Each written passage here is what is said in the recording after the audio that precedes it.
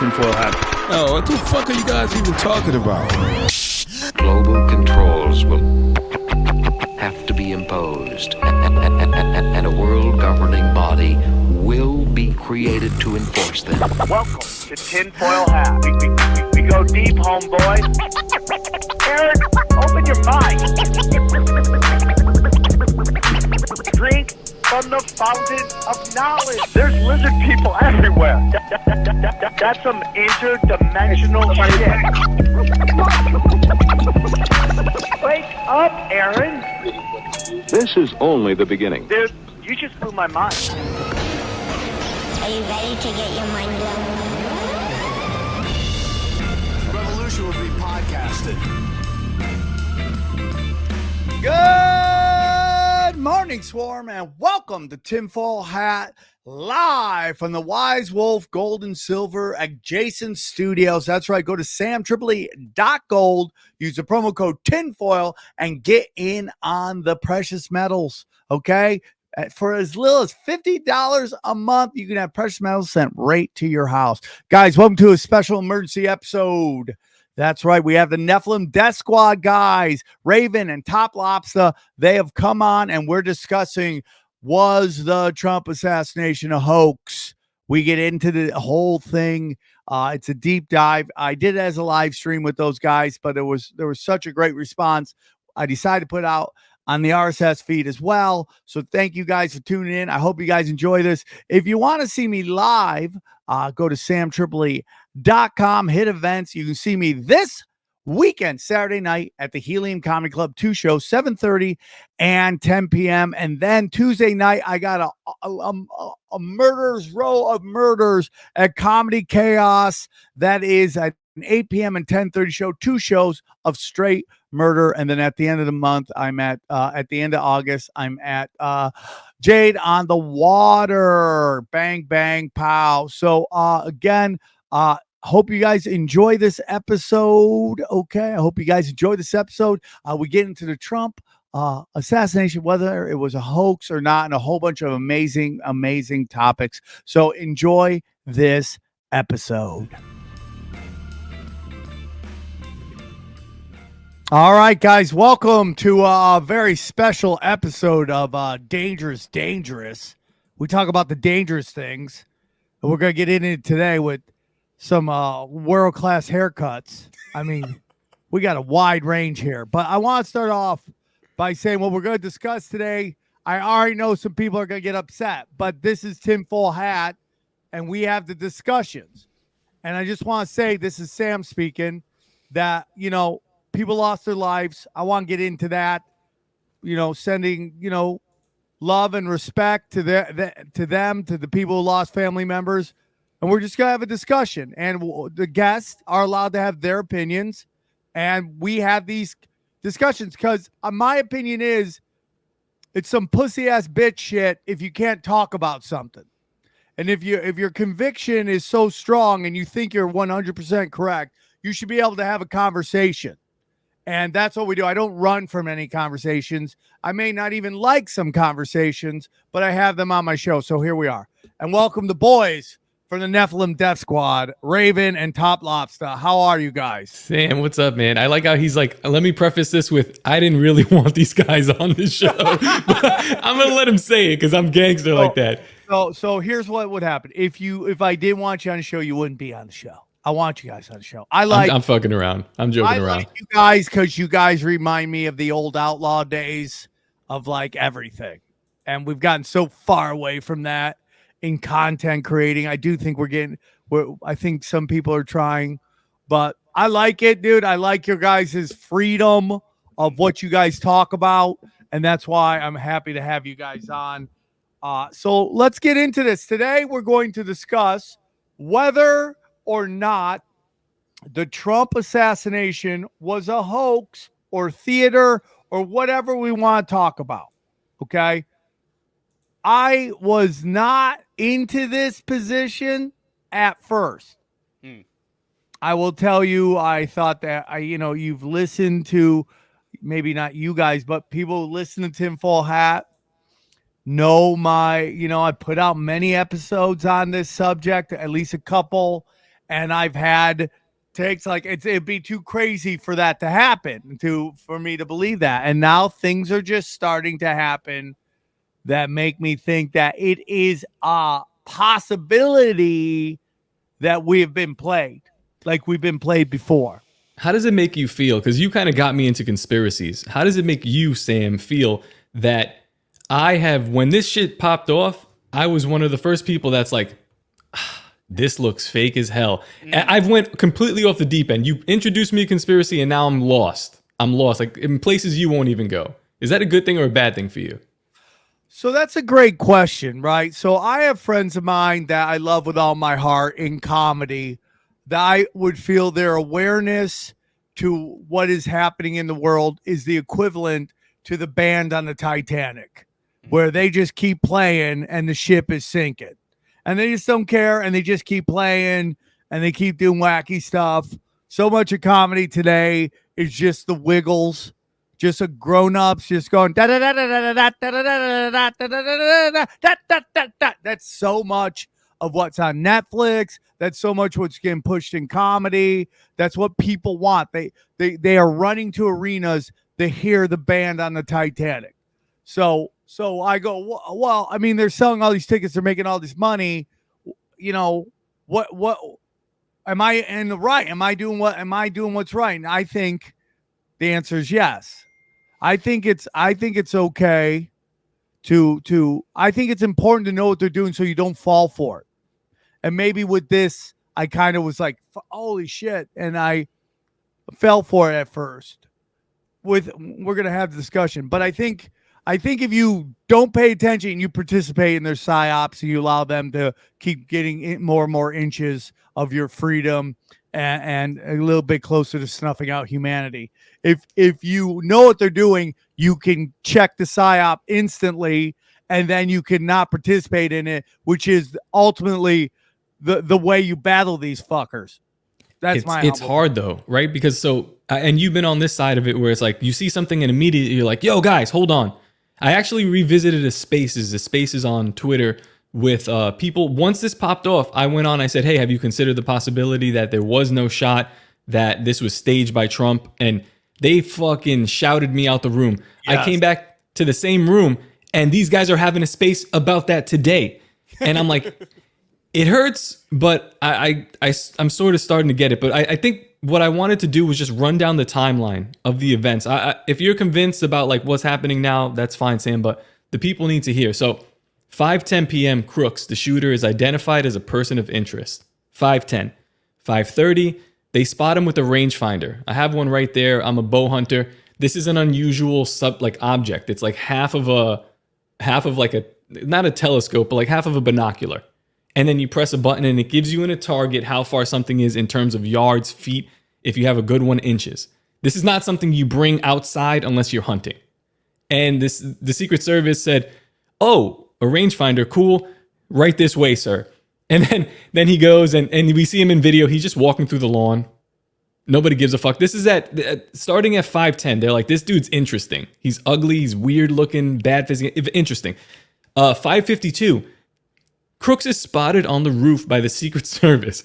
Okay, you've been there for 40 minutes now, and all of a sudden you're on the roof. Let's also stop for a second and talk about how he got on the roof. There was a ladder. So he bought his own ladder somehow, right? But now the FBI director is saying, they asked them, they said, so he used the ladder to climb on the roof? They said, well, he had a ladder. And they said, but did he use it? And they go, we don't think he used it. So now you're telling me he parkoured on the roof with a gun. Okay. All right, whatever. If you believe it, so far, fine. 6:02, Trump takes the stage. At 6:12, Crooks fires the first shot. So he's up there for 10 minutes. At 5:52, they saw him on the roof. He's up there for 22 minutes. How long has it been now since he's been identified as a person of interest? This has been like what? Over an hour. An hour. To the point of the shots, it's over an hour. And they just kind of let this go on. It's like, and people will say, yeah, well, they wanted him to be assassinated. And it's like, I don't know. Then some bullets whiz by. Do you want to chime in here, David, now? Because now we're getting into the weird spot. I want to ask Sam, do you ever get the feeling that sometimes there are conspiracy theories that are put in place for conspiracy theorists to chew on? What? Okay, so what you're getting into is this thing that I've been talking about forever. I didn't make it up, but I always look at is this a possibility? And that's called nonlinear warfare. Nonlinear warfare is where the elites give you something for both sides, so we never come together. And I've had discussions with big name comedians about this, and they kind of rejected the idea. But so a great example of this is during the Parkland shooting, the teacher talks about how she saw a cop in military armor shooting people. And this makes it to the ABC newscast about it. And I go, how does that make the final cut? Because they wanted that in there, because that gives the people in our group on our side something to run with. So now we'll never come to any agreement with the people on the other side. It's an old KGB Russian psyop. They fund both sides. They fill both sides with everything. So the biggest thing I would say right now in what you're presenting is that what people will say is that they let him do that. They let him do that. That's why it happened. That's why at first I'm like, okay, this is a little crazy. Because right now we could still be at the deep state is behind this. The deep state allowed this to happen. The deep state turned their backs, presented it. But we just start getting into some stuff which to me makes no sense. But let's just go into your timeline still. Is there any more of this timeline you want to cover? I mean, I think that's pretty much it. Actually, there's something else that's added to the timeline just today. Clint Russell tweeted about it, where in the building underneath Crooks, there's now video where you can see a muzzle flash coming from the ground floor building.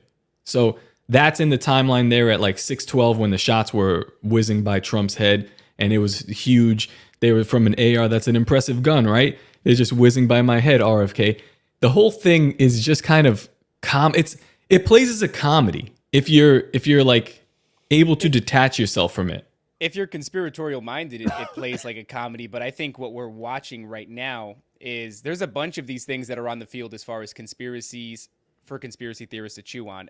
Certainly in the way of the tiny little women who were protecting him in the Secret Service, especially at a time when like all the DEI complaints are at their highest. And there's a lot of conversation about, I think we're finally allowed to turn the corner and push back publicly against, maybe the many ways in which feminism has failed us. And so there is something rolled up into this event for everybody to chew on, whether it's the DEI stuff, whether it's the deep state stuff. But the entire thing plays like, and I can't shake this from my view, it plays like a movie. We've been saying this on Nephilim Death Squad, and it wasn't our own thoughts. It was really just having on guests who brought us interesting information that we found compelling. But we said that whatever you're seeing with Donald Trump, it's certainly my contention that politics at the highest level is theater. That's what I believe. I believe that we're watching theater unfold before our eyes. And with Donald Trump, I find him to be a very suspicious character. In fact, part of what I hope to do here today is highlight some of the more strange things surrounding Donald Trump, and maybe we can create some reasonable doubt as to, to enforce the fact that what you're seeing, you shouldn't just take at face value. But what I see is this massive comeback story. We said on Nephilim Death Squad that Trump was going to face unfair persecution for a long time.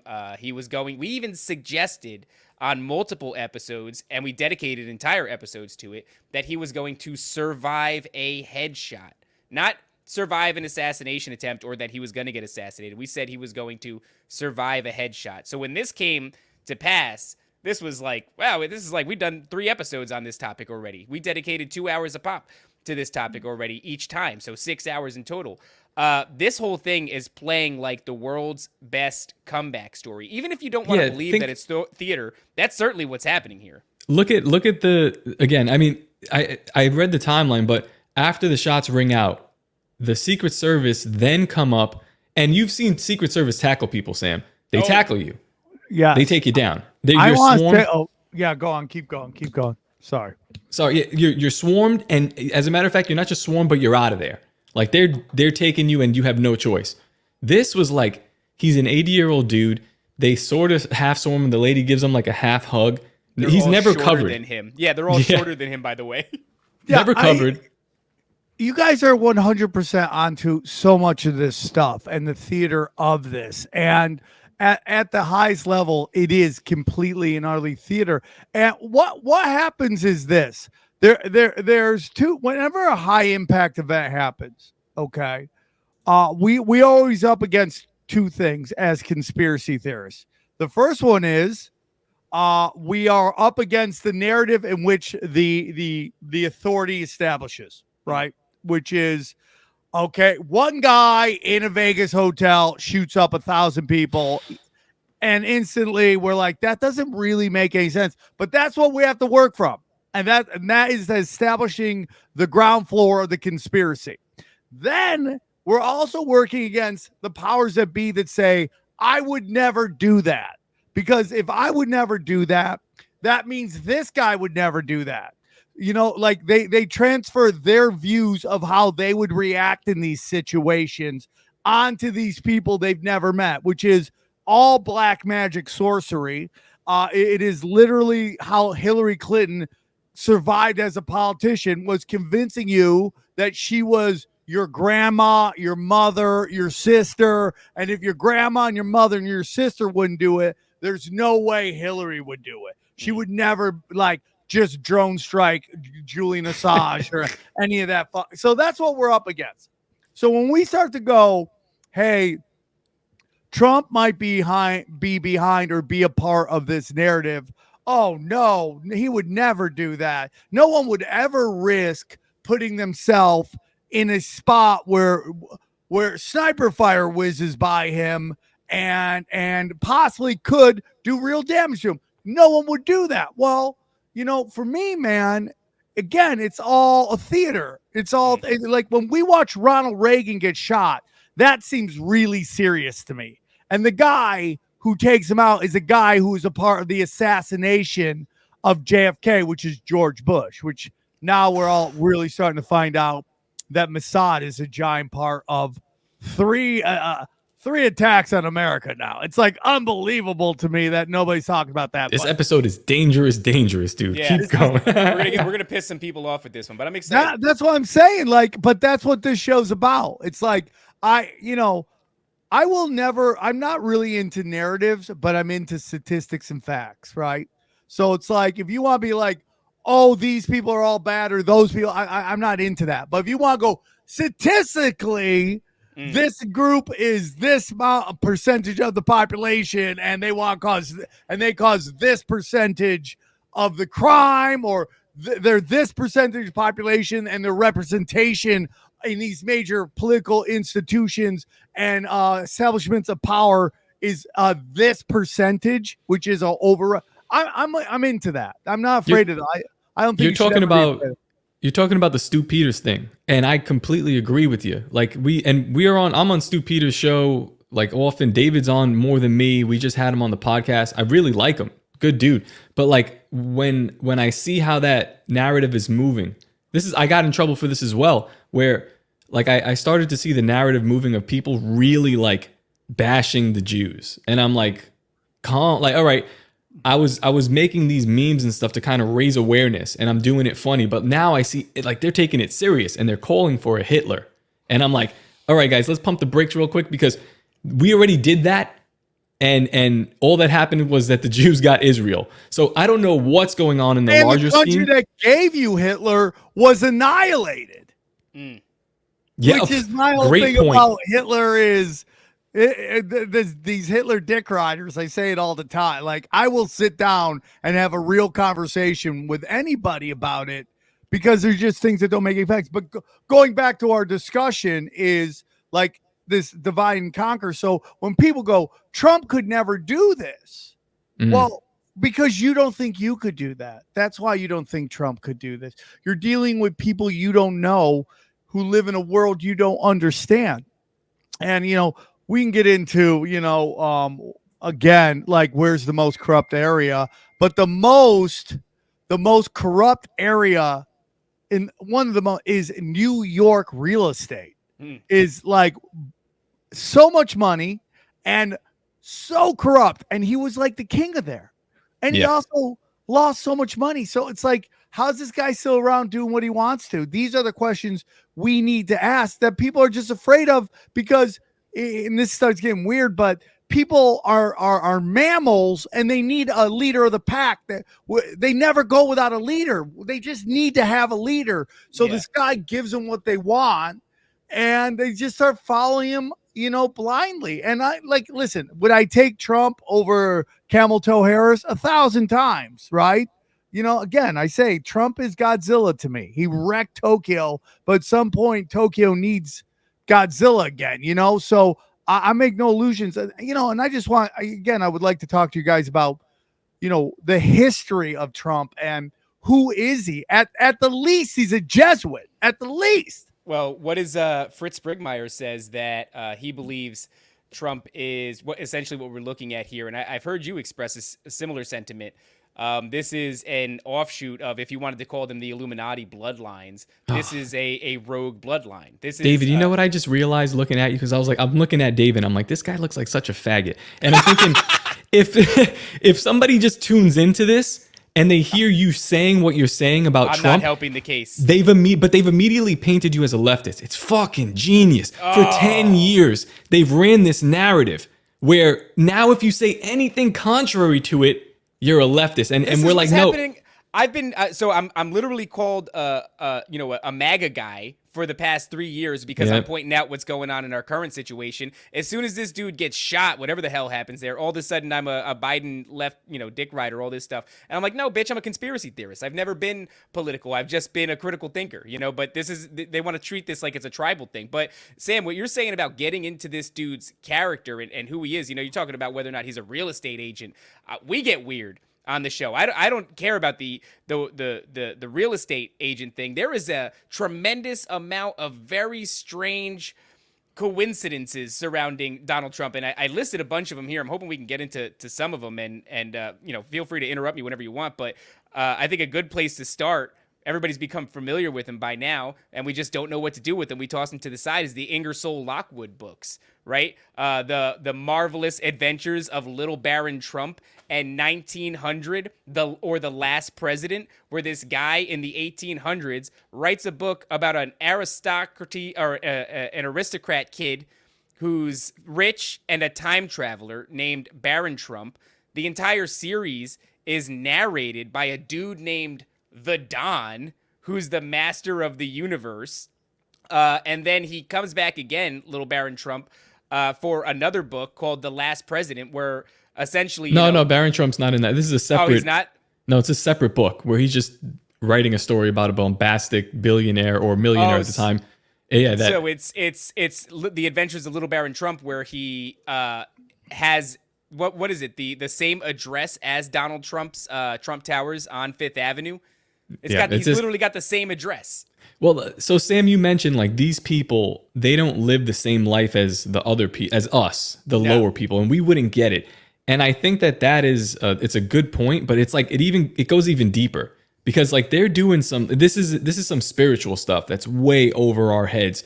100%. That's what people don't understand. Like all these really great political talking heads that I love are never bringing in to the spiritual side of this. This is a war between God and fallen angels. Hey guys, real quick, I want to tell you about our sponsor, Fume. Fume, the innovative, award-winning flavored air device. Have you heard that flavored air category is quickly becoming the leading alternative to vaping and smoking? It's a whole new movement towards better habits led by the sponsor of today's episode, Fume.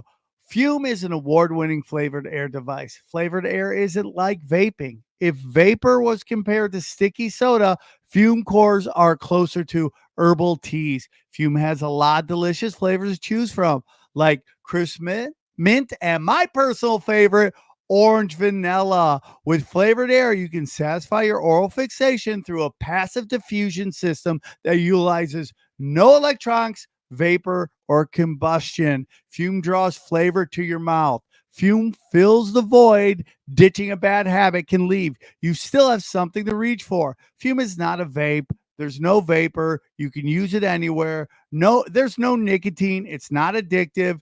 They have non-toxic flavors. It's a guilt-free alternative. No batteries. You'll never need to charge it. Looks awesome. Feel the weight. High quality design. Made to fidget. It's made to fidget with. Calms anxiety with magnets, snaps, and clicks. Fume continuously invests in third-party studies to ensure the safety of their products. Fume is backed by doctors in the U.S., okay? Again, my favorite flavor is orange vanilla. You should try it out. Anything, okay? So here's what I need you guys to do. Real simple, okay? Fume has served over 300,000 customers, and you could be the next success story. For a limited time, use our code TINFOIL to get a free gift with your journey pack. Head to tryfume.com. That's tryfume. That's TRYFUM.com. Use a code TINFOIL or scan the QR code on the screen to get a free gift with your order today. So go to tryfume.com, tinfoil, and we thank Fume for sponsoring this show. Yeah. And somebody that I know who's really really deep like you guys are, like no emotions, just has looks at the data and all that stuff. She was telling me, dude, that because you get into Tartaria and all that shit. She was telling me that she honestly believes that Jesus was already came back, already lived for 1,000 years. Listen, I know it's crazy. Yeah, we know. And then all of this Tartarian stuff is a psyop to cover up the 1,000 years. Yep, the millennial reign of Christ. It could be, bro. That's where we're at. It's fun. We're doing a Revelation series with Ed Mabry. We're like 13 episodes in or something. But then we're like, Ed. We could be in the little season, but we still keep going back and let's keep looking at the season, dude. That's what she's talking about. Satan season, right? That's we're like, dude, and that just totally coordinates with the end of the fucking what are we coming through in the Kali Yuga? Kali Yuga, dude. Everything starts lining up. It does. It's fun, dude. It's a lot of fun. Yeah, I don't look at this stuff and it doesn't offend me. It doesn't offend my senses. I just go, well, that's interesting information, and that's a lot of fucking fun. Information, dude. All right. Besides the whole Ingersoll Lockwood books, they tie into this whole QAnon conspiracy. Well, you also forgot. Sorry, man. You also forgot that the address lines up perfectly. That's what I'm saying. In the book, it lines up perfectly with Trump Towers. It's really these books from 100 and something years ago line up perfectly with Trump's whole. So this is something that we talk about a little bit here too, where we're talking about channeling entities. So you've got yeah, we can see you. We're live. We're watching all the shit you're talking to us. You've got David Icke channeling entities. You've got Elon Musk probably. I don't know, not confirmed yet. You've got is Nikola that shots Tesla. Fired at David Icke? Well, David. No, Icke it's not shots fired. He said it. He does say it in his own writings that he channels the spirits of ascended masters from Atlantis. From ancient Atlanteans, which we call Nephilim, but that's a whole nother thing. So these I'm down dudes, with that too. I'm down with that, dog. Yeah, but listen, it's just like an age-old thing where men kind of channel something and they get information. I just put up a video about how they make a CPU, like a computer chip, and he's like, first you get rocks, and then they smash the rocks, and it's just incredible sequence of things. You've got to purify it to 99. Get the fuck out of here. No human figured that out. You channeled that.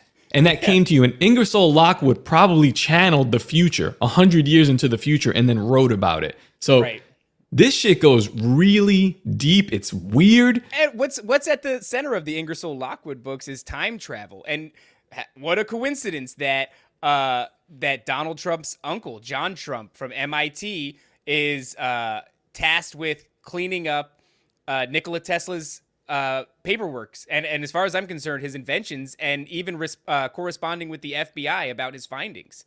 What are you talking about? Your uncle cleaned up Tesla's rumored to have figured out time travel, and there's a series of books about a time traveler. Which, what are you talking about? And people don't know what to do with that shit. They just get upset and they go, well, let's not look at that. And they go back to things they can understand, politics. They like the theater. The theater is simple. It's made for you to understand it. It's made for the audience to comprehend. But there's parts of this theater that they don't understand, which is kind of interesting. Like, I was talking to these Hugh guys, and I was like, they're like, I trust Donald Trump. Gave me no reason to not trust him.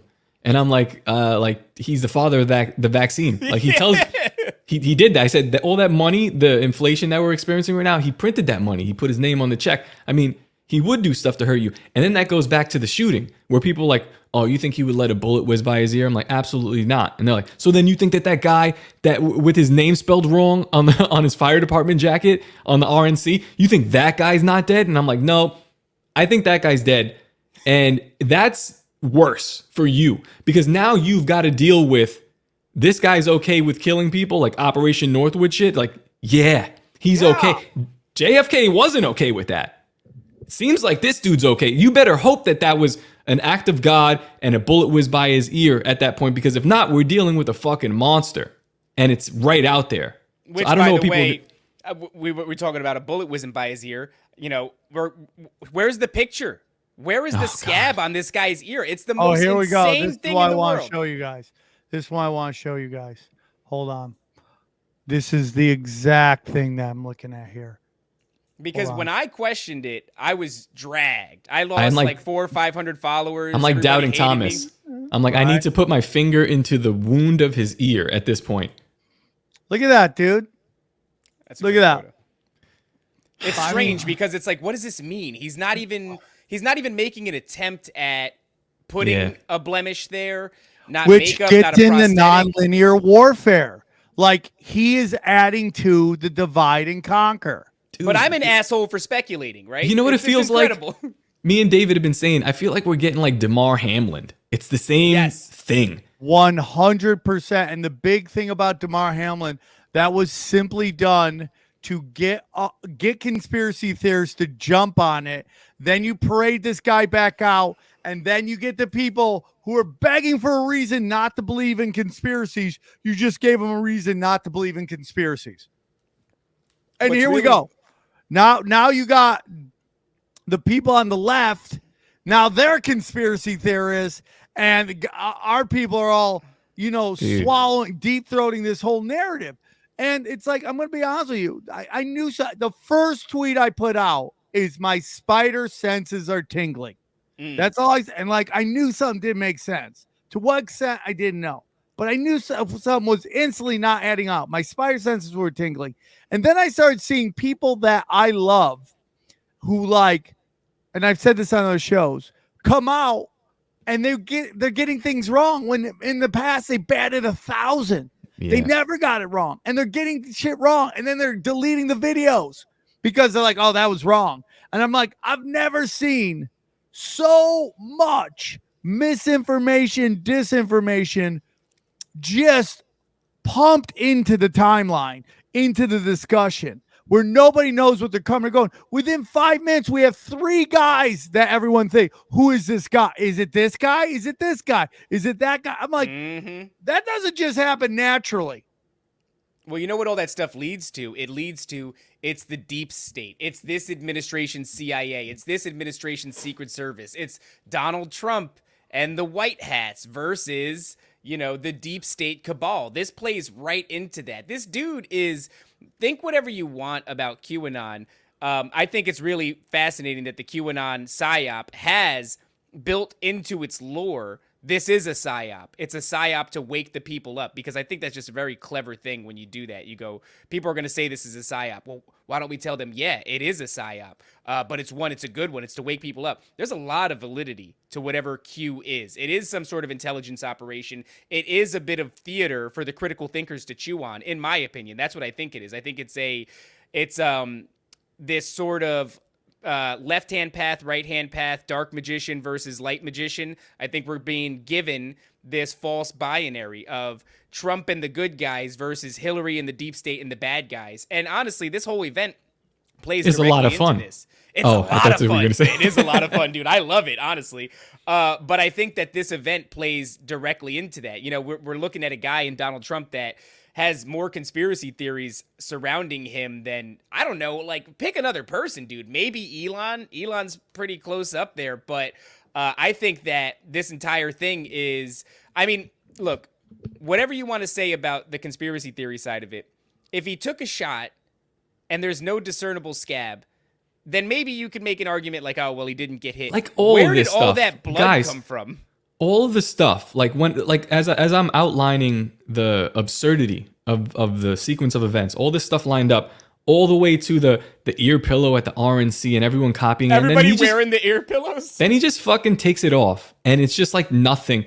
And this is all, if you're a conspiracy theorist and you're on the wrong side of this, like a lot of people were on the wrong side of COVID when it came out, right? I was on the right side, thank God. I figured it out fairly quickly.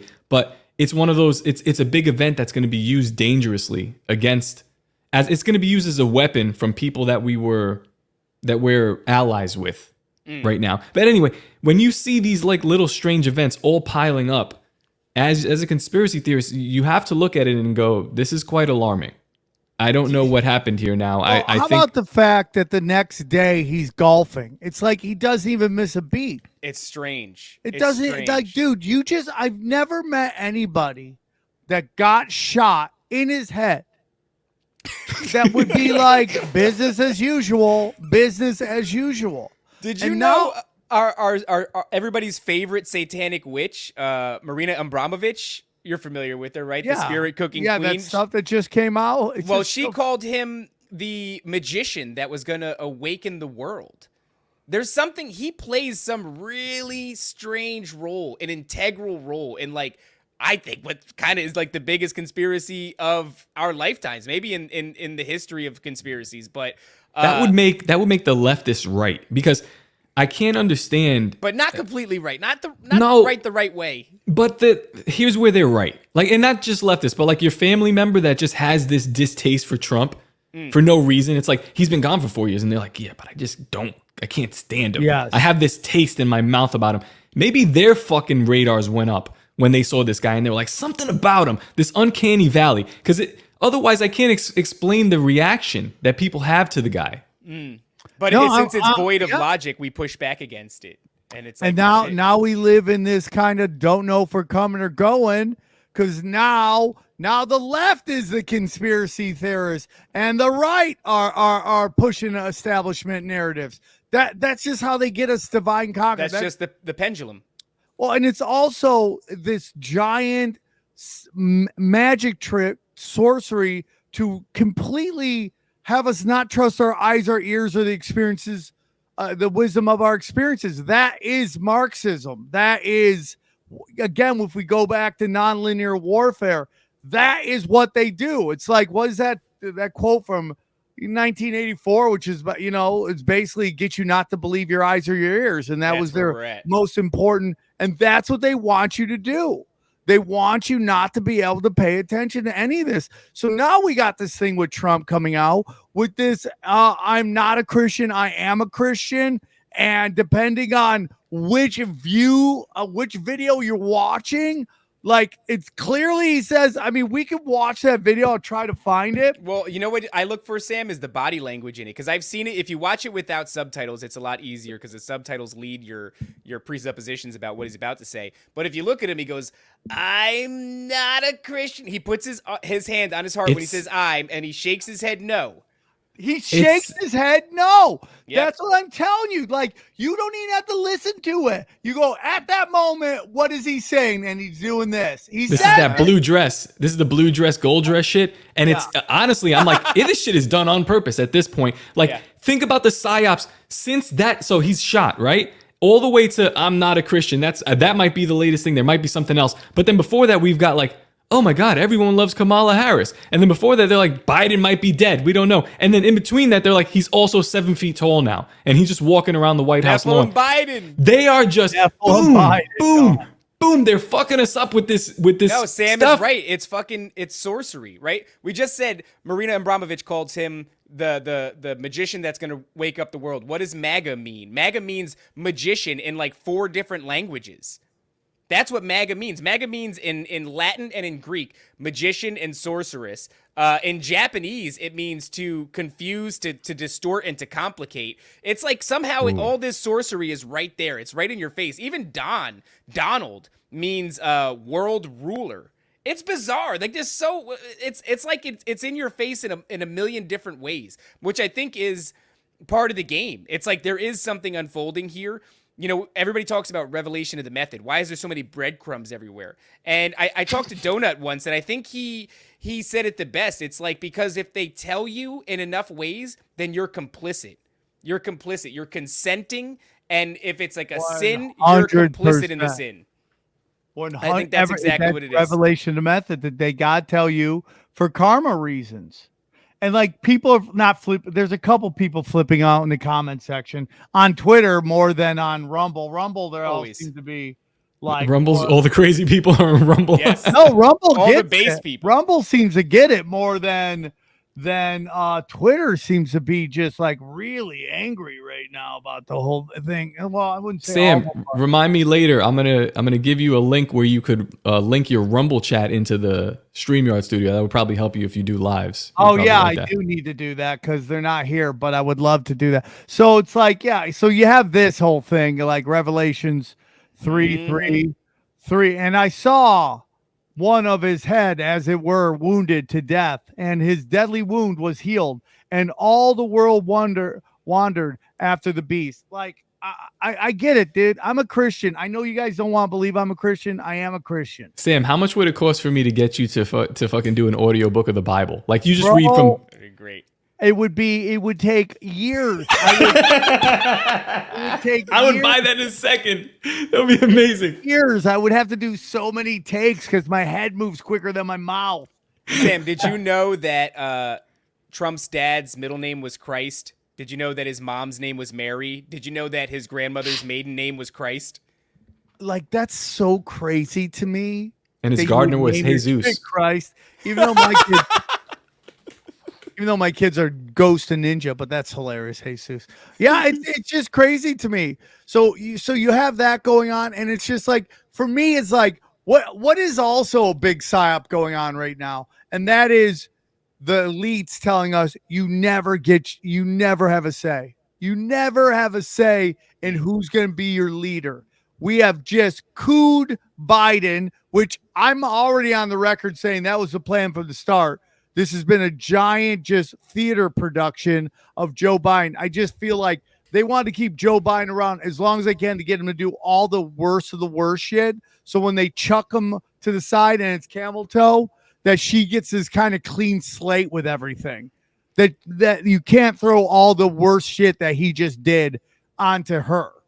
And then to watch black people like, who I love, dude, Chuck D from Public Enemy, just deep-throating a cop. I've never seen anything like it in my life. He's doing photo ops with Blinken. I mean, it's like they're really rolling out that, like, so, I don't know. The whole thing is very confusing. I mean, even when, you know, it wasn't long ago, Twitter was kind of on fire with, and it still is in many ways, this anti-Israel sentiment for a lot of good reason. But it became very popular. You know, it was this about the Jews or this about Israel. And there was a moment when things got really, really to a height with that. And then Donald Trump gets hit with those 34 accounts that all end up getting dropped. Let me say, that whole thing with the Jews, I'm not going to say that I started it, but it started to snowball when Elon Musk answered me. I don't know. Do you remember this? Like, I made a tweet and it had Joe Biden sleeping and Mel Gibson all jacked. And he's like ripped. And I said, you could hate the Jays, or you could do adrenochrome, which way Western men? And then Elon Musk answers it. It goes super viral. Then there's like articles, 3 or 4 articles written about us and calling me a blood libelous, anti-Semitic, yada, yada. And he deletes the tweet. But then a year later, like you had that, the Kanye West, and then you have Elon Musk kind of like memeing this Jewish thing into like the culmination that we see right now. It's because it's like, which is like the door's open it's raging hot. Yeah. It's like the faucet is cranked all the way open. And I'm like, I hate that I feel like I played a part in that, like just as like a useful idiot where he's like, I'm going to turn up the volume on this just a little bit and we're going to turn it up again here until the point where he's at now where he's like fully endorsing Trump. He's talking about Christianity. That's another thing. Yeah. He's like, so Christians are just going to sit around and that's how you guys are going to be eliminated. You guys can't just sit. So I'm like, now we Andrew have Elon Tate's Musk doing the same thing. He's out talking about Christians need to, grow a backbone and defend themselves. But what I find fascinating is that after all of that, this Jewish sentiment thing reaches its height. And then when he has these 34 accounts hit him, it's just Trump 2024, Trump 2024, Trump 2024. When he gets shot at Trump 2024, he's our guy. Everything flips. And it's crazy because there are, we're talking about whether or not I'm a Christian, I'm not a Christian, that whole thing. He's wearing a yarmulke. He's kissing the wall in Israel. He's receiving the crown of Jerusalem from the Israel Heritage Foundation. He's on a shekel, dog. He's literally next to one of their messianic figures, King Cyrus. He's on one of their minted coins. And it's my understanding that the proceeds from that coin go towards building the third temple or going to a fund that's going to be used to build the third temple. So, I mean, of course, there's another weird messianic figure because people are suspecting he's the Antichrist. I don't think that they're that far off from the mark. But there is a never-ending supply of strangeness surrounding him. And everybody goes from this, like, even with the vaccine thing, right? It's like, everything that happened during COVID was terrible. But Trump 2024, despite the fact that he's the father of the vaccine, despite Operation Warp Speed, it's people are such suckers for a good story. It's like their guy is getting wrongly persecuted. Even the protocols of the elders of Zion talk about creating a messianic figure and having his events mirror the persecution of Christ, which is fascinating because of the way that Trump has been unjustly persecuted in the public eye, and now he's had his life attempted on. And I think that creates such an emotional story that people put all their critical thinking to the side and they just go, this is our guy. Look at this. It's a good story. And you saw that completely. And can you guys hear me? Yeah. You saw that completely.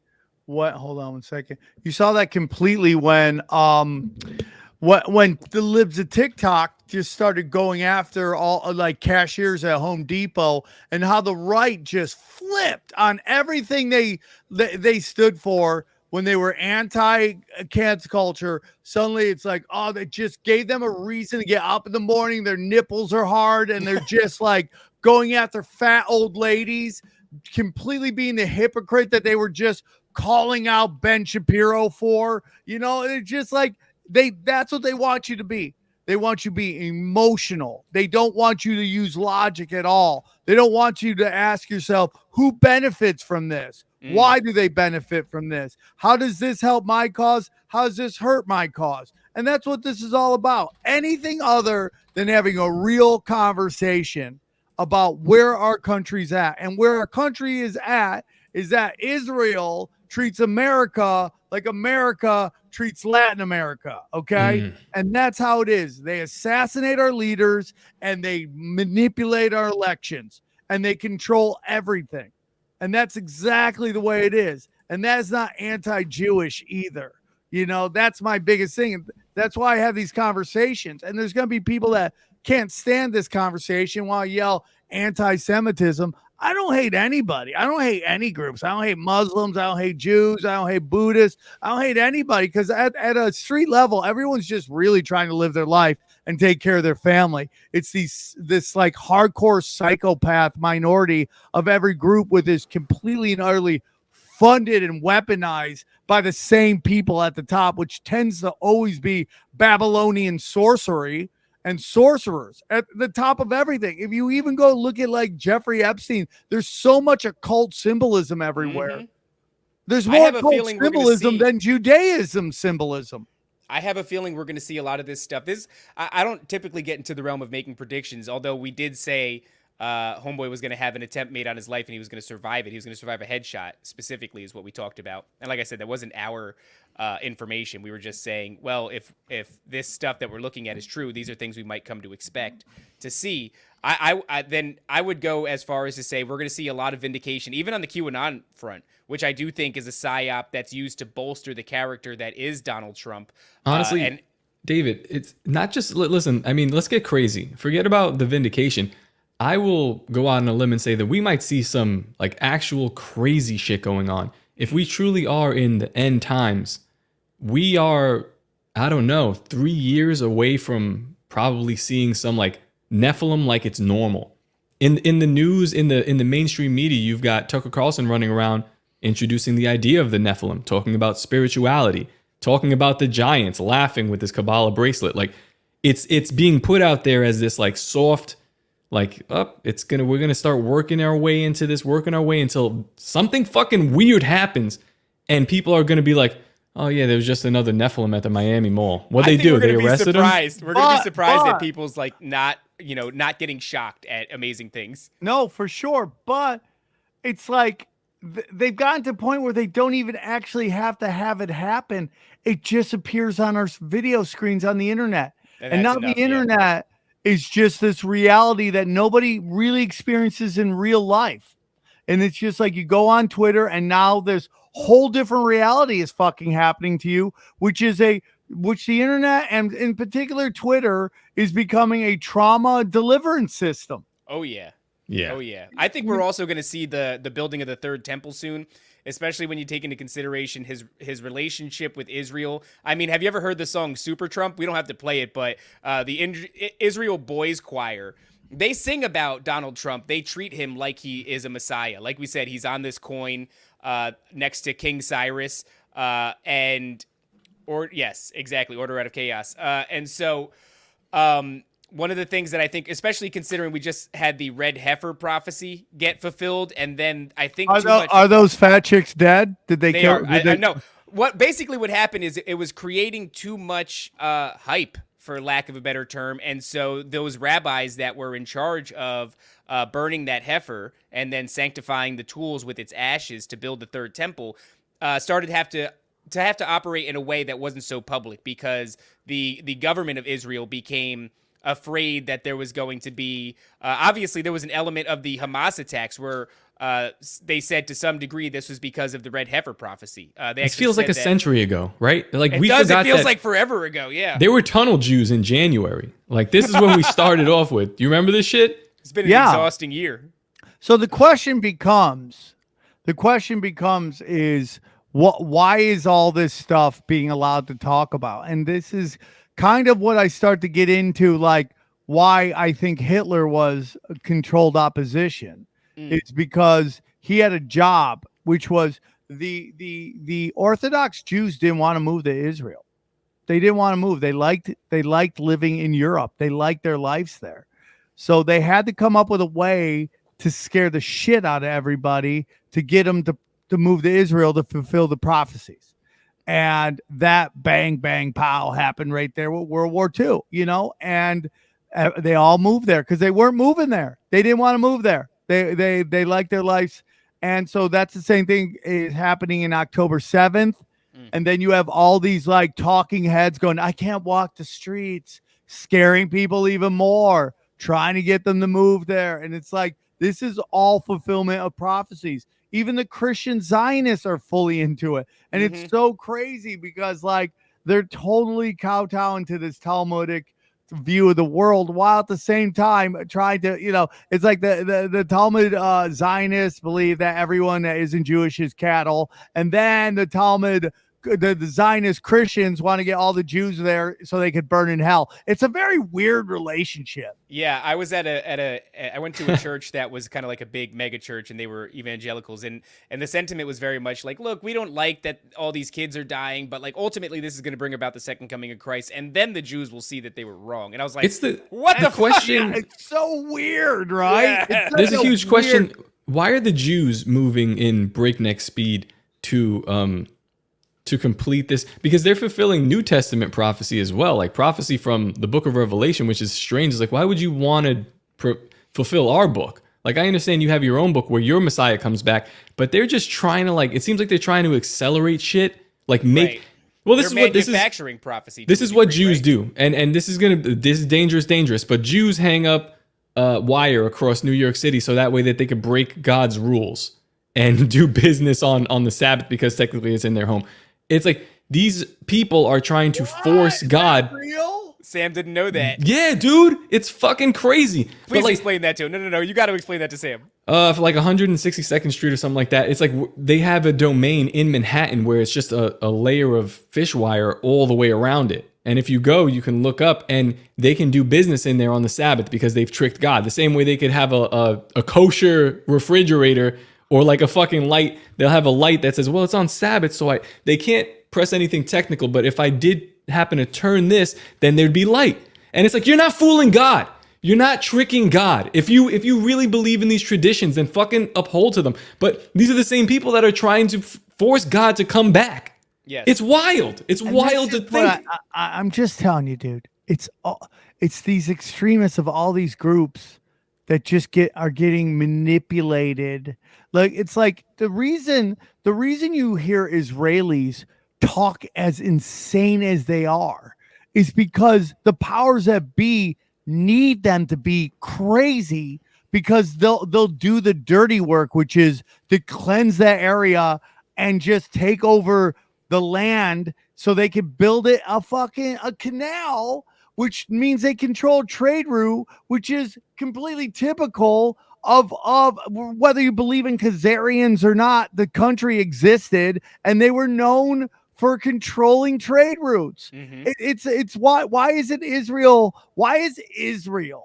helping Azerbaijan annihilate Armenia? Why did Israel, which was built off of the history of the Holocaust, okay, why did they never condemn the Jewish genocide?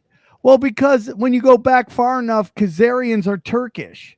Like, it all like kind of lines up and makes sense to me. And like, so you really weaponize the Israeli people, because if you get them doing all this really crazy shit in a religious fervor, it gets done. They don't feel like they're doing anything bad. They're killing children. And all these people. Again, I love Jews. You talk to Adam Green, he'll be like, it's in the Torah too. I don't know, man. I'm not going to say he's not right, and I'm not going to say he's not wrong. But, dude, I have Jewish friends. They're just people, right? They're just living their fucking lives, trying to fucking feed their family and take care of their people.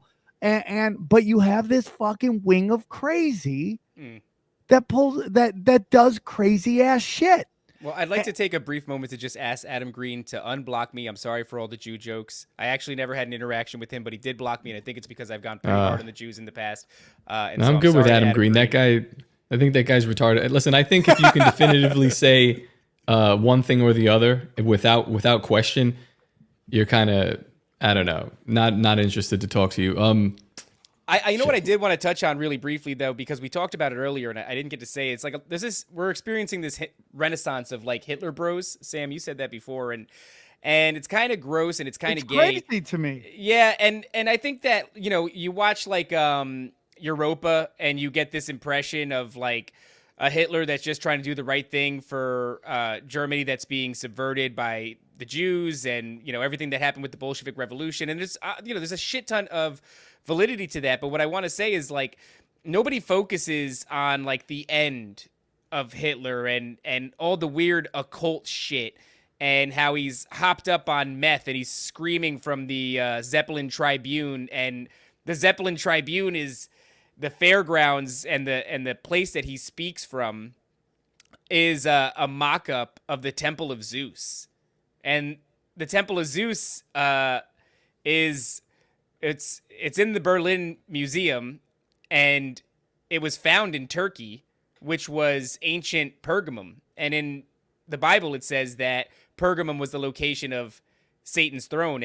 And on Nephilim Death Squad, we talk about often how you can trace these entities, these pagan entities, these, the Greek pantheon and all these different pantheons, you can trace them throughout different cultures, they're the same characters. They just have different names. They're the fallen. And Zeus in particular, you can trace him back to Baal. You can trace him back to ancient Sumeria and Babylon.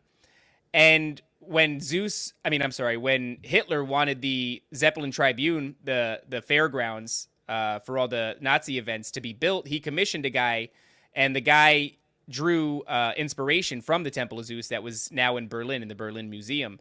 And I just think it's kind of crazy that, like, this guy, even the eagle is a symbol of Zeus. I know that we adopted it. Seems like a lot of the more dominant societies on the planet throughout history have adopted the eagle of Zeus, which is the eagle of Baal, the eagle of a fallen angel. And the Nazis did the same thing. So you've got this giant eagle behind you. You've got this dude who's on meth, who's standing on the Temple of Zeus. There's even rumors that they were able to get stones from the actual Temple of Zeus to build the Zeppelin Tribune. And he's screaming, hopped up on meth, which if you talk to one of our favorite guests, Dr. Jerry Marzinski, he's a clinical psychologist. He says that methamphetamine is the number one drug that will enable entities to get access to you. 100%, dude. So I've been saying that forever. I'm so smart. I just think it's insane that we're leaving this out of the conversation. Have you noticed that all the occult shit with Hitler is left out of the conversation? But it's just, he was a good guy trying to do what was right for Germany, and it's like, maybe he started that You know way. what? I'm connecting a dot right now because, do you remember when Trump was like first elected 2016? They're like, this guy's amazing. He doesn't even sleep. 4 hours a day, maybe? He sleeps on his plane. Then he's in 3 cities doing fucking his tour, his show. I do a lot of meth. Like, this is a fleshed out thought of mine. It might not be meth anymore. It might be some kind of upper, but like Adderall. Yeah, I don't know. Something. If you're on a brother or a sister drug that's similar to meth, I wouldn't be surprised if you're channeling with entities. I would imagine they really dialed it in. Like, if meth was the shit back in the day, like, Adderall is probably way better. They got rid of a lot of side effects. I'm in recovery, dude, and I see people come in tweaking and they look possessed. You see how people on the streets who have crystal meth problems, they all look possessed. I just 100% believe it's all cult magic, black, low vibrational magic. And like, just the final thing on Hitler is just this. What they want you to believe is this, is that Hitler is this anomaly that came out of nowhere, that it came into a country that was completely on lockdown because it just gotten its dick kicked in by World War I. And the bankers had everything on lockdown. And somehow he was allowed to rise to the top. And like, no other place is that ever allowed to happen. Everybody else is controlled. But here's this anomaly that somehow gets there and they allow him to do it. And the whole time, he's taking money from these people he's supposedly he's battling, dude. Are you talking about Hitler or Trump? Hitler and Trump. There we go, dude. I mean, 100% Hitler, dude. If we just go with IG Farben, let's just take that fucking one company, which everyone who really knows the topic was a giant part of rebuilding the military industrial complex of Germany. They had an American board called American IG. Okay, these are facts. We're not going to have anything where you argue about this. These are facts. On that board are the heads of the New York State Federal Reserve, the people he's supposedly fighting. It's like, come on, dude. Come on. And why does he go into Switzerland and take out the one bank that is depleting Germany's money, which is the Bank of International Settlements, which was specifically set up to get reparations from Germany for World War I. And the reason they'll tell you he didn't go in there is because it had mountains. But these are the same guys who are working with UFO. Like, come on, dude. Come on. They don't talk about that. That's the thing that's really bugging me out lately is, like, I get doing a historical dive and learning about Weimar and all these different things, but all of a sudden the buck stops there. It's like, look, we're having the same problems of Weimar Germany, and Weimar conditions require Weimar solutions, and this sentiment is going around rampantly. And all of a sudden the cat's out of the bag. Everybody's a Hitler bro, but Nobody's talking about this. And this is why I think bringing up this whole Trump subject is very important to talk about now, like where we can cast some reasonable doubt on some of his actions, because what it looks like to me, like I said, when you have this Jew buildup and those sentiments are like right there, and then you have this strong man coming and you have Weimar conditions, everything is set to believe the narrative. Yes. And it's all set. I've been saying for a long time, it feels like we're just going to repeat that cycle. But like you said, Sam, Germany got fucking wrecked. Germany was destroyed after they repeated the cycle. It was fun. Sure, you got to persecute the people who you thought were your enemies for a little while, and things might have been okay because you maybe diminished some bad people or got rid of some population. But how did it end up? It's not going to end up good for you. Here, and they just poisoned our institutions. But we're kind of seeing we're talking about how this is theater and the stage is getting set. Even this Olympic ceremony, I think, is designed to do just that. It's meant to make us fed up.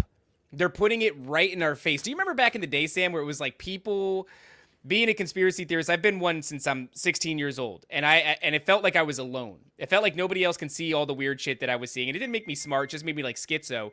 But I don't think human nature has changed. I don't think that people can suddenly see where they couldn't see before. I think they're now allowing you to see.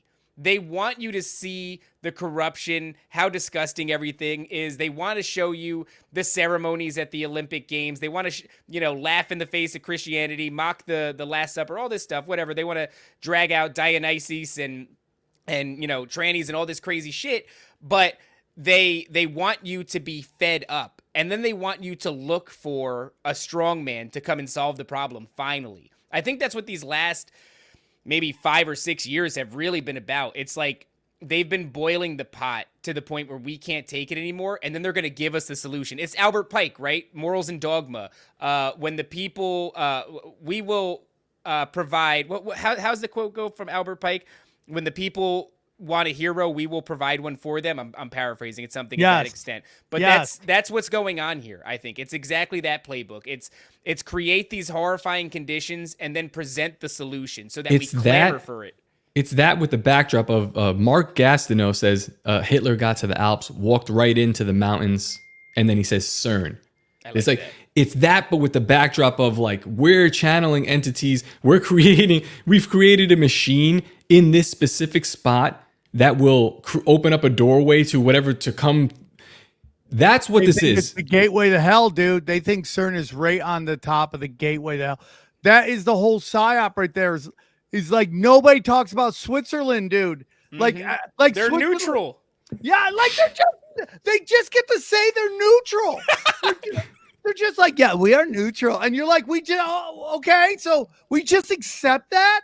Like it makes all these psychopath leaders, none of them challenge Switzerland's we're fucking neutral. Because that is the head. And then it has other departments, which is the Vatican, the City of London, and DC. That's the big four right there. That's my humble opinion. I get everybody wants to think it's Israel. I totally get that. But I don't. I think Israel is just a smokescreen. So you don't focus on Switzerland, the City of London, the Vatican, and the fucking and DC. And that's not good. That's not good. You just don't want to talk about Jews. There's Jews involved. There's Jews involved. There's blacks involved. Everyone's involved. But dude, no, I mean the Jews are a big Muslims component. Involved. Everybody. It's involved. Like this is spiritual warfare, and they have a bunch of tools laid out in front of them. The Jews are one of the most utilized tools. I'm going to go as far as to say tool. that. They're a fantastic tool, but everybody stops there. They're yelling at the hammer. And it's like, go past the hammer. Look at the fucking hand that's holding it. And what is the hand that's holding it? It's a fucking fallen angel. It's rubbing its hands. It's a fallen angel. All of this is spiritual warfare. People are stopping at the physical aspect of it. And I think it's designed so that as far as the buck goes in the physical realm, obviously it gets crazier. It gets to CERN and shit like that. But like the normies in a large way are being allowed to see the Jew thing right now. And it's like, this is...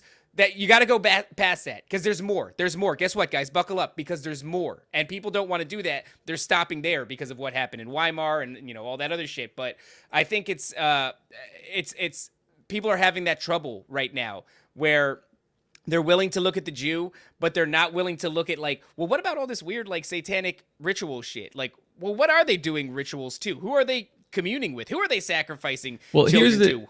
here's something that's really like disturbing. So in the Bible, it talks about the Antichrist when he recovers from this head wound, he comes back, and some people we've spoken to said that he doesn't come back quite human.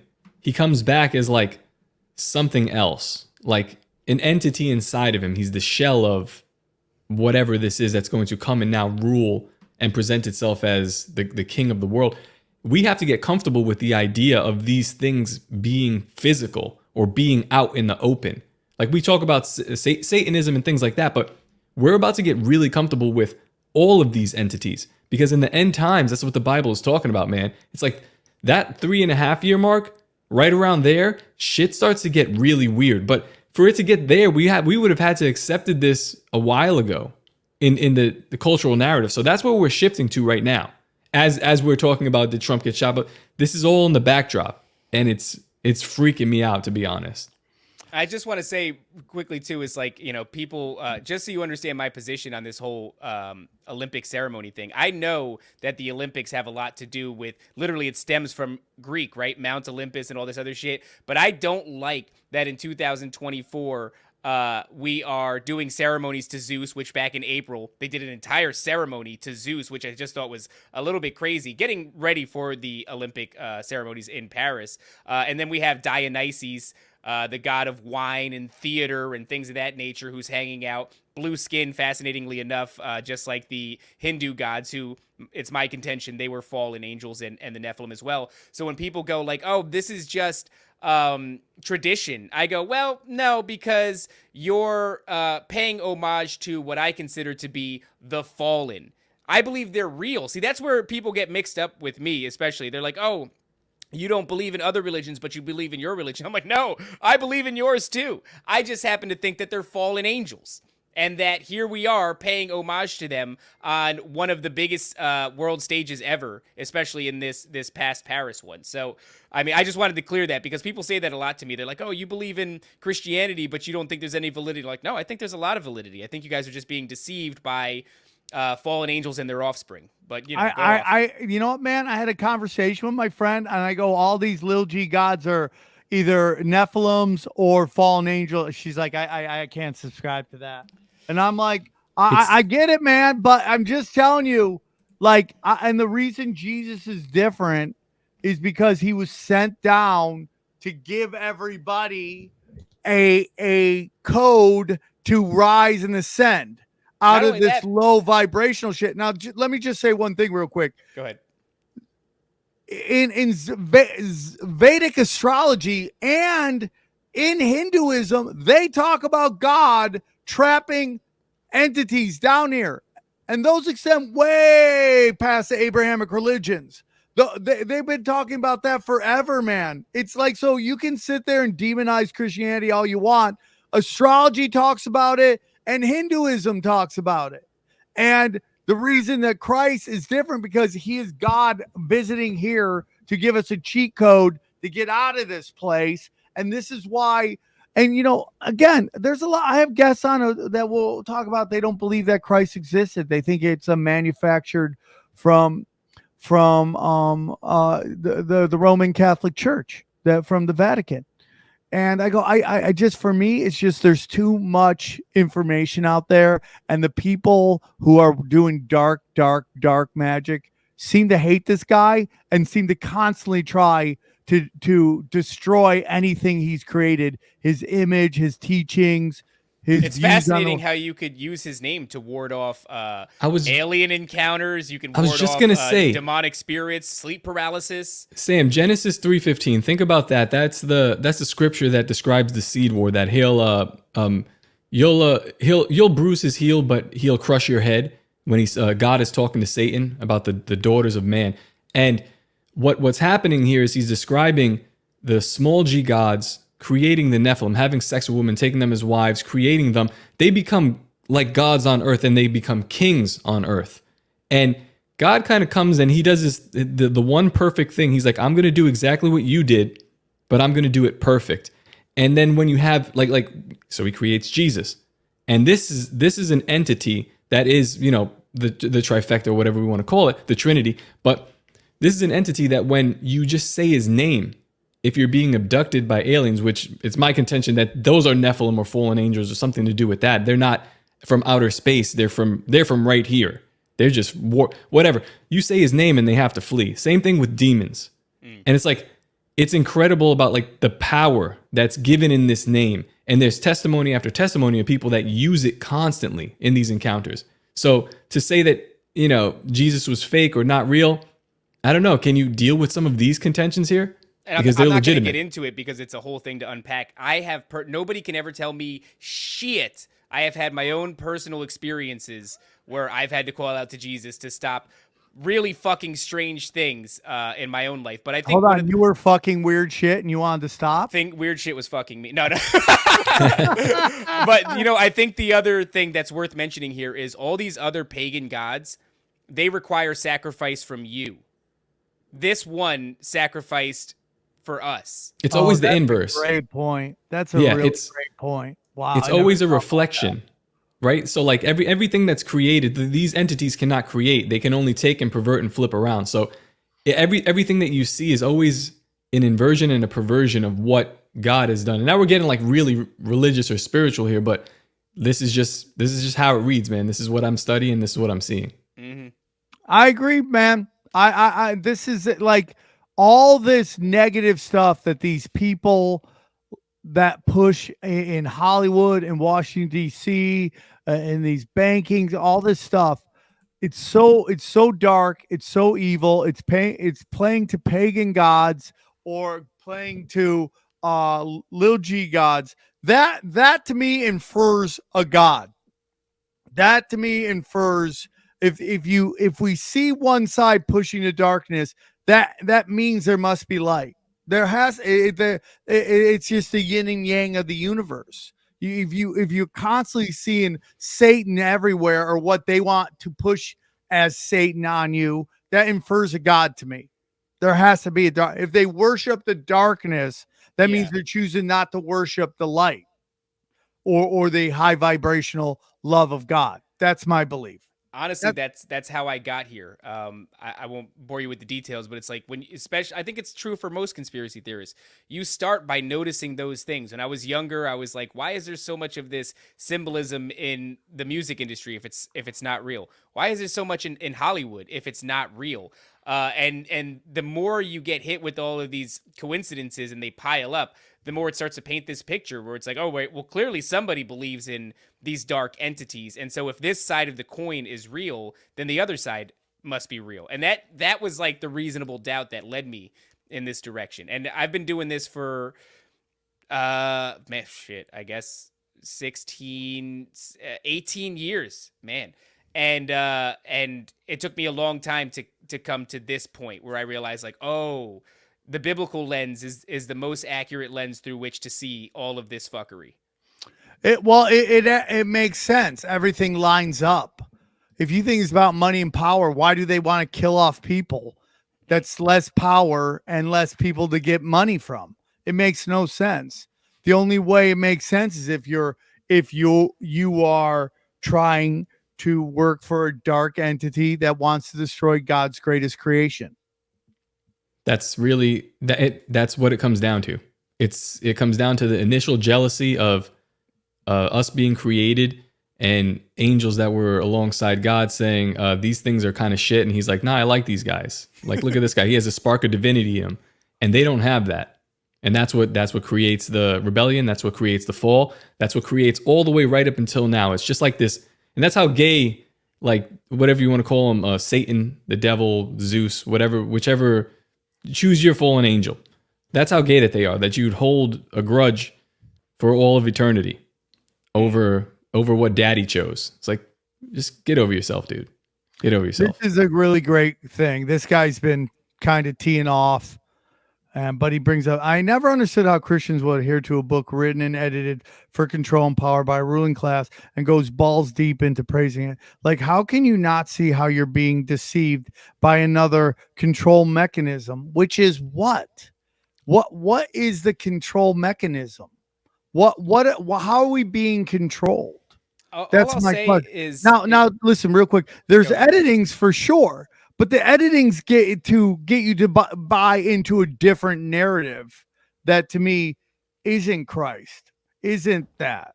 So I'll agree with you. We can get into, the Scofield Bible and all that. We can totally get into that. And then there's people who their whole job is to find the oldest Bibles and compare them to new Bibles. And then they point out all the things that have changed. And there are people who are working on that. And there's a lot of people out there trying to find really old Bibles and read those Bibles. So people are more aware of what this guy's saying than he gives credit to. And there's always going to be knucklehead sheep that are just going to follow whatever they're told because that's the easiest path. But there's a lot of people working their asses off to get the truth and to get closer to God. That's what I believe. Yeah, I find that a lot of people, I was lucky enough not to have this, or I suppose blessed not to have this. A lot of people have all this baggage from, maybe their own personal experiences. When I was young, I went to Catholic school, or I was raised in a religious family, or, my favorite, comedian, or my favorite movie, or my favorite thing, that was really impactful when I was young was like shitting on the hypocrisy of Christianity, or I see the priests and the preachers that are touching kids and getting shifted around, and that fills me with resentment, yada, yada, yada, yada, all these different things. I didn't have like any of that. Nobody tried to make me religious when I was a kid. I didn't have any examples of it. So when I decided to finally look at it, I just looked at it like, I don't know. I kind of see a lot of things pointing to this direction. Fuck it, I'll look at it. I didn't have any baggage, and I think like even the baggage is a lot of it is cultural. We often say like Christianity is the only thing that you can get on stage and dunk on freely to the sound of like a round of applause, and you really can't do that with other religions. And I think that in America, that's been allowed to happen for a really long time, and I think we've kind of been culturally engineered to almost laugh at it and think that people are stupid for even looking at it. And I just never really felt that way. So all I would say is like, if you're wondering how does a person go from being a conspiracy theorist like for my entire life to all of a sudden finally settling in a place where I go, all right, the best lens to look at this is the Christian one, the biblical one. Just look at it without the baggage. Just stop freaking out. Well, the baggage to me is man-made. It's not of God. It's not. It's the actions of men. And they want you to attribute that to God. And they go, well, why would God allow that to happen? Well, this is the story of this realm. And God putting these demons in charge of this realm. We live in an occult realm. Isaac Weishaupt said that, and it really clicked with me. We live in an occult realm. This is why people who play to the occult rules tend to thrive, because they're playing to the rules of the realm. And this is what I'm getting to. I won't keep you guys the whole time much longer, because I know it's late where you guys are. But like, listen, my pronouns are sleepy nigga. Hi. I respect it. We're gonna wrap it up. I don't want to keep much longer, but it's just like when you brought up that the thing with the tweet with Elon Musk, it blew up. Well, my pronoun joke blew up, and it's because it causes chaos. That's why they blew it up. If you say something that causes fucking chaos, the internet brings it up because it's black magic. But the occult, like it's this thing I have real quick is like why women who go, oh, I have 500 bodies with the amount of guys they slept with, they act like that's something. And it's like, no, it's not. It's literally the second easiest thing to do in our society is give away pussy. The only thing easier is to give away money. And money is easier because with more money, you'll get more pussy. Okay. That's the only reason it trumps. All right. So it's like you're acting like you're doing something to follow Jesus' teachings. Okay. And I'm going to be honest with you guys. I'm still working my way through it. Right. But to follow Jesus' teaching is to work on your craft and to go through it to get to it. And that is what life is about. Easy versus simple. Okay. And you got to go through it. So there's all these obstacles, which is these dark entities running this motherfucker. And you got to go to the opposite because that's how you get closer to God. But people don't want to hear that. They don't want to hear that. That's my whole thing about the Jews. I'm like, listen, guys, you might be right about a lot of these criticisms, but in the end of the day, like, where's your homestead? Like, Do you have kids? Are you taking care of them? And they're like, we don't want to talk about that shit. We don't want to be mad at the Jews. And I'm like, all right, but I'm watching you with Nick Fuentes in Chicago getting like punched in the face, and you're not really doing anything. You're just putting yourself in danger. You're going to Chicago. Like, yeah, fucking take care of your shit. They don't want to hear that. It's like, the Bible in a lot of ways is like, hey, take a look at yourself, retard. And like, nobody wants to do that. We want to externalize everything. It's so much easier. That's what I'm saying. People love theater, right? Give us a bad guy. Mm-hmm. Give us a bad guy so we can go and get the bad guy. We don't want to look at ourselves. We don't want to take, tally of what we got going on inside. It sucks. We don't want to take, responsibility for whatever role we play in all of this. We want the bad guy. Give us the bad guy. And that's why, this whole thing is like taking advantage of people's propensity to just fall for at our core, we're storytellers. That's how tradition has been passed on for so long, and that's being hijacked right now in a huge way, where this bit of theater is unfolding and we're just fucking biting it hook, line, and sinker because they're giving us a bad guy and they're giving us a good guy. Yeah, and my final thing is this. Not everybody makes it to heaven. And that might be the same to be true about everybody on the show right now. We all might not go unless we start following the rules. So I don't hate people if they don't want to follow the teachings of Jesus. I don't hate you. It's your journey with Christ. Okay.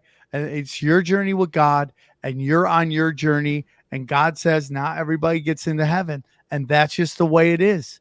And it's like, I'm also not going to live my life hating people that do things that I think is anti-God.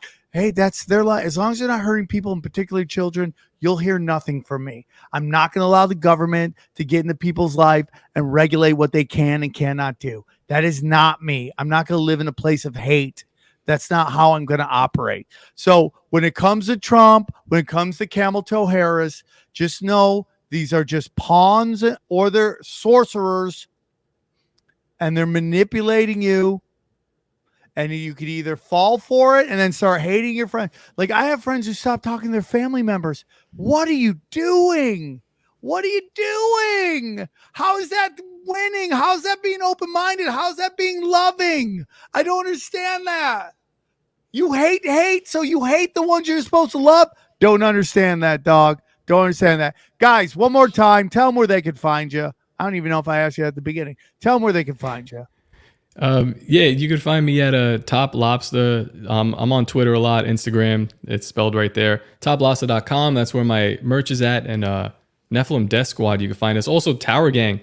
Go check out Tower Gang. That's where we do the complete opposite of what we just did here. It's just complete bullshit. Smut. Off Nothing the walls wrong with nonsense. that, dude. Nothing wrong with that. I was going to add on to what you said, Sam, that like, we don't know if any of us will get into heaven. You're right, man. But it's just like what I do every day is like I get up and I try to be aware of the shit that I got wrong yesterday or in the moment. Like if I'm about to get something wrong, because you do it all the time. You get mad at your kids or whatever the fuck. I was like, how could I fix this later? And it's just every day, just constant trying to make improvements. And then you do the same mistakes and you slip up, and you just being aware of it, like taking constant inventory of yourself rather than all this other bullshit that's out there that is not going to affect you. So that's how, I don't know how God wants us to live, but that's how I'm trying to live every day. And find me at Top Lobsta. There you go. Guys, you can find me at David L. Corbo on Twitter. Go find us at Nephilim Death Squad on YouTube and Rumble. And also check out Timeline Cleanse on Rumble. That's my solo show. Top, are we announcing the event, or are we holding that under wraps? Talk about the event. Talk about the event. We should hold it. Well, we're doing an event called Bohemian Grove, and we're still kind of like we have some other pieces in the air right now that we're figuring out, but it's going to be a cool 2-day event, and there will be more details. Follow us on Twitter, because it'll be all over there. Follow us on Rumble and YouTube, and we're going to be making announcements and stuff when everything is settled. But right now we're figuring it out. But it's coming through. It's happening. October 25th, October 26th. Something's happening. We might be there. We might not. But it'll be that day. And I love what you guys are doing. You guys are really smart. You guys, I've just loved having a conversation with you. You guys get it, man. And we didn't even put it on YouTube, and we got almost 3,300 people. 33. We got like over 3,000 people watching us live at 11 at night where you guys are, 9 o'clock where I am, or like 8 o'clock. Sorry. So great day, great numbers. I'm probably going to rip this off, guys, and then re-put it out later as an episode, maybe tomorrow. So we'll see what happens. Love you guys. This was a great episode. Thank you guys for tuning in and looking forward to our next conversation, guys. Thanks for listening, everybody. Thanks for having us. Hope you guys have a great Sunday, rest of your Sunday, and enjoy the rest of your week. Don't let the demons get to you. Love your brothers and sisters. Bye, everybody. Now a clip from Broken Simulation. Ready? Are you ready? Here we go. No, I know who it is now. Fuck. Here we go. G steal his entire persona, flow, name, and hit single Juicy from a Mississippi rapper back in 1993, a full year before Biggie ever came out? Let's discuss. Now, I don't want to do this. I'm a New Yorker. I think Biggie's an icon. It's like telling a little kid Santa Claus doesn't exist, but goddamn it, I'm a newsman. So back in 1993, a rapper named the Notorious B1, aka Big Daddy, came out with this single. I never thought about the keys that I sold. I moved a few 20s, but me, that was plenty. I was too used to packing gats and stuff. Now honeys play me close like butter play toast. And a full year later, we get the Notorious B.I.G., aka Big Papa, basically putting out the same song, even rapping from the Mississippi down to the East Coast. It's only been mentioned a couple times on smaller rap podcasts. And I know people are going to say this happens all the time in the rap game with reference tracks and ghostwriting. This is basically the greatest rapper of all time, and we find out that he launched his career as a fraud. And apparently, the only thing B1 has ever said is this alleged email or letter where he acknowledges that Biggie jacked his whole style, but that after he was murdered, he left it alone. I don't believe that, man. This was the guy being called the greatest rapper of all time, and it's your sound, and you didn't speak up until after he was murdered? No. This was early 90s Puffy as an A&R who was scratching and clawing, trying to make it big, who found this guy, stole his whole style, and said, we'll give you a percentage of the money we make if you keep your mouth shut. And this guy, B1, has been back in Mississippi ever since with closed lips and a stack full. Did the Notorious... Yeah, but here's the problem. Do you really think he got a stack full? Well, here's something I found on this is devastating. You're totally right. I mean, it is listen, when I tell you this, I'm not over exaggerating. This is paradigm shifting for me. This is like the only guy who's like, man, this is the guy that this dude is the only real one of what has become this giant garbage genre. It's all fake, dude. Listen to this now. Got some papers in the mail. Original Biggie Small thing gonna sue me for everything I got if I use his name again. So please, nobody, if you see me, my name is the Notorious B.I.G. Call me Big, Notorious Big, whatever. No more Biggie Small. That is dead. Got some. So that's him talking about that guy, like saying that he's threatened to sue him for using that name that sounds so similar. You know, that he's the original Biggie Smalls. Like he bit the name too. Oh, unbelievable, dude! Unbelievable, man! Wait till Kamala Harris finds out about this. She's gonna be, it's gonna rip her heart out. Johnny, is anything real? Is anything real? No. And now I'm hearing all this stuff about Biggie being like into like, you know, underage girls, which I think that is he gets right in front of the timeline before, you know, like they were talking about in Joe Rogan. But it's like there was a time where like, well, he's a pedophile, but you know, he's super artistic. We're not gonna deal with it right now. It's like you're getting hunted down, which is what it should have been from the start, right? But now I'm hearing that stuff about him. I mean, paradigm shifting. That's all I have to say. Right? It would have been P. Diddy, right, that stole this and like gave it to. Isn't that how that would have worked? I think so, right? Well, I mean, here's the thing that I will tell you. That P. Diddy, you watch P. Diddy as a young kid on the corner, he could totally rhyme. But what it always comes down to, and I hate to say this, okay, but like Biggie Smalls is Generation X's Lady Gaga.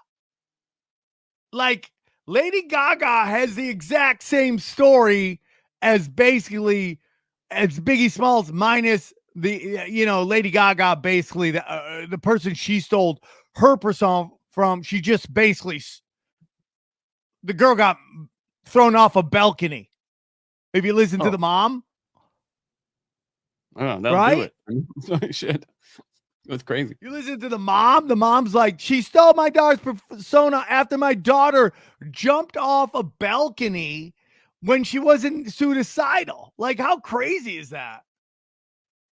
Like, it is nuts to me. I don't. Nothing surprises me. I'm just. This is shocking to me. I keep looking for like a someone to tell me like, hey, this is actually just made up, and nobody's telling me that on the internet. I need somebody to just say, hey, this is not real, but it is real.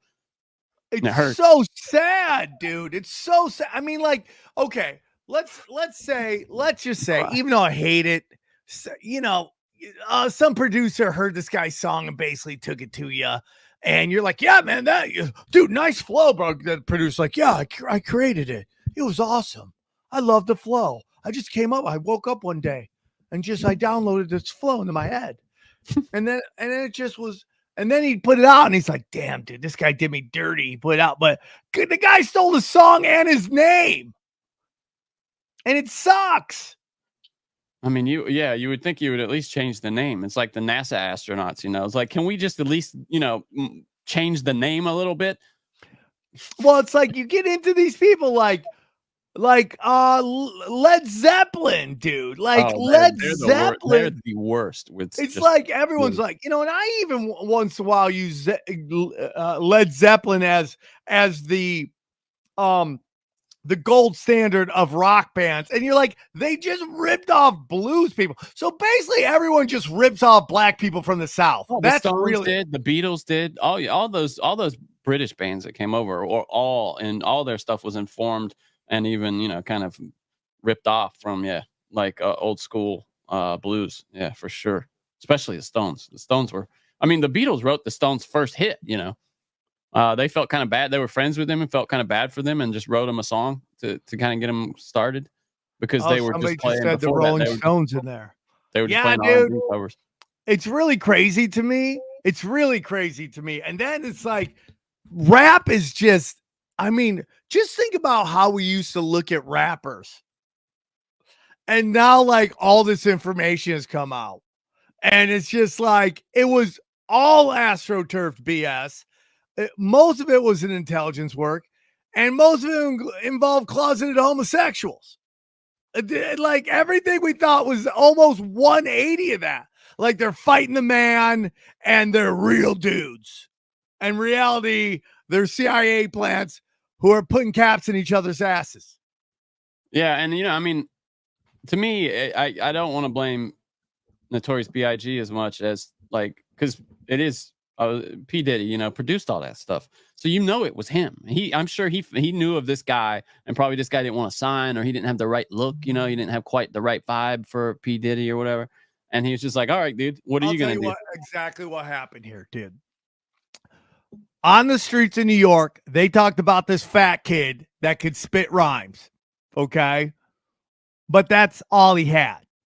And P. Diddy was like working in the industry, and either it was at the Def Jam Records, I think he was at, or whatever the record label he was working at. So it was either he was there, and people just sending their best to try to get signed. And he just heard this song, go, oh shit, look at this fat ass on this cover. Looks exactly like this kid on the streets who needs a persona. Yeah. He just ripped it off. Yeah. He stole, what do they say in comedy? He stole his soul or whatever. No. Well, and that's always, it's so funny because when a comic goes, you stole my essence, like that's when you're in the cuckoo town. Right, that's when a sure sign here, though, dude. That's what happened in this. That's 100% what happened here. Right? It's nuts. So now all these rappers are like CIA plants or gay, right? Oh, yeah, and gay, you mean? Yeah, but go ahead. Yeah. Either they're either CIA plants or gay or CIA gay plants. One or the other. That's your option right there. Those are your options. So now you got, dude, it's just like everything I believed is just so and like, dude, I've always said this, Johnny, maybe you will remember not. I always felt like Chuck D from Public Enemy was one the most underrated frontman for a band I've ever seen. I have always said that he deserves to be discussed as one of the great lead singers of all time. Of all of them, who do you consider the greatest lead singers of all time? Wait, you're talking just hip hop or No, I'm rock talking and of roll? music. I mean, obviously Lead Freddie singer. Mercury.